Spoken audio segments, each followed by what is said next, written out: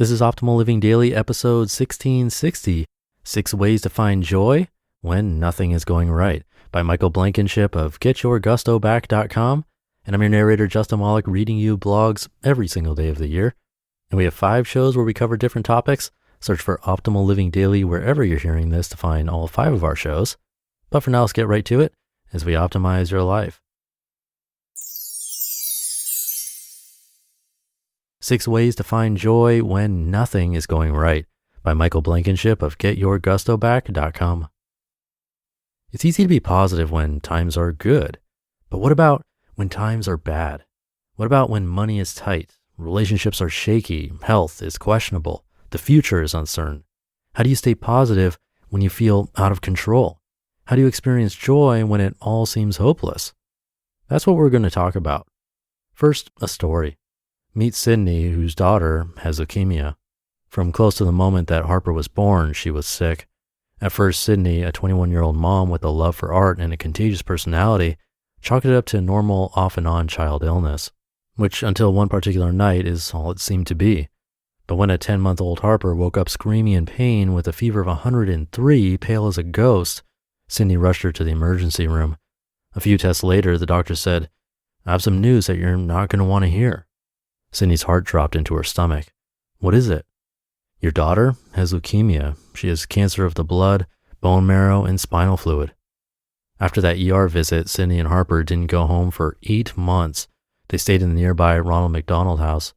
And the past 3 years have been littered with doctor's appointments, new treatments and symptoms, bills and donations, and even a messy divorce. The path has been difficult. But talking with Sydney made me realize a few things about finding joy in life's valleys, a few things that we could all use to remember. Number 1, bloom where you're planted. Suffering is tough, but at some point we've got to realize that suffering is also a natural part of life, and some things will never go away. That's normal. You see, there's power in accepting your situation as it is, no matter how bad. When you embrace your challenges, you can then work to do your best with what you've been given. With acceptance, you might even find that your challenges provide a unique opportunity to make an impact on others.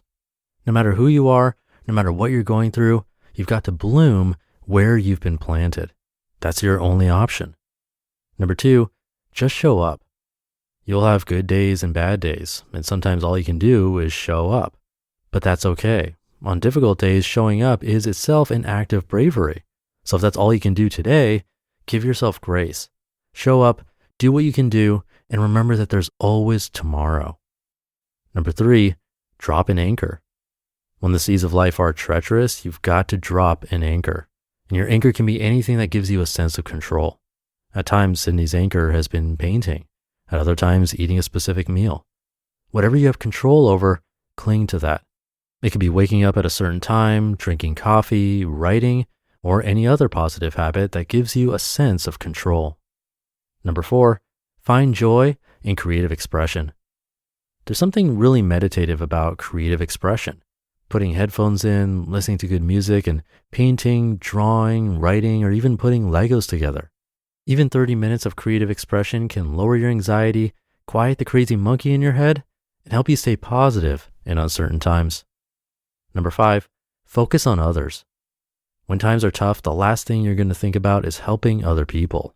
Still, shifting your focus outward can have an unexpected healing effect. When you work to help others through their challenges, you don't only contribute to the world in a meaningful way, you also diminish focus on your own problems. And when you're not focusing on your problems, you're not suffering. It's not healthy to avoid your problems altogether, but serving others can offer a much needed respite from your own challenges and negative thoughts.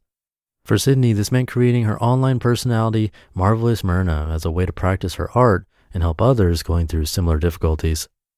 Number 6, believe that this is happening for you. We all tend to cry, "Why me?" when we're overwhelmed by what life's throwing at us.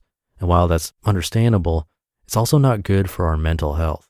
The belief that something is happening to us without our control is a disempowering belief. It doesn't matter if it's true. If it hurts us internally, then we should shift our thinking to something that empowers us.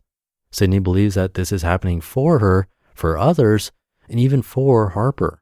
That is, there's some purpose for the suffering. Whether it's true or not, that's a very empowering thing to believe when life isn't going the way you expected. This is happening for you, not to you. You can be happy even if it doesn't make sense. It's okay to choose happiness even when your situation doesn't merit happiness. It's okay to choose joy even when your situation doesn't merit joy. You are not, after all, a result of what's happening, but a result of your perception of what's happening. Why not choose empowering perceptions? Why not bloom where you've been planted, show up, drop an anchor, be creative, focus on others, and believe that this is happening for a reason? Eckhart Tolle once said, quote, "Fear can't exist in the present moment. It can only exist as a projection of the future," end quote.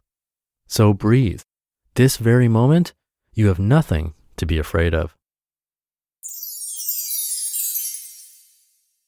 You just listened to the post titled 6 Ways to Find Joy When Nothing is Going Right by Michael Blankenship of GetYourGustoBack.com. Thank you to Michael.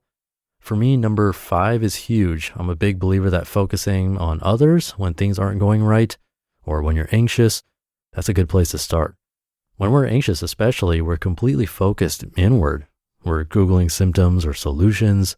Anxiety is taking control and we're completely absorbed. Sometimes we're worrying about someone else, so it might seem like we're not self-absorbed, but that's still us being absorbed in our own thoughts, even if those thoughts are about someone else. And getting out and helping someone else or focusing on other people is a great way to get out of that snowball or feedback loop and change things up. So something to try for sure if you haven't already. But that'll do it for today. Have a great day, great weekend if you're listening in real time, and I'll see you tomorrow where your optimal life awaits.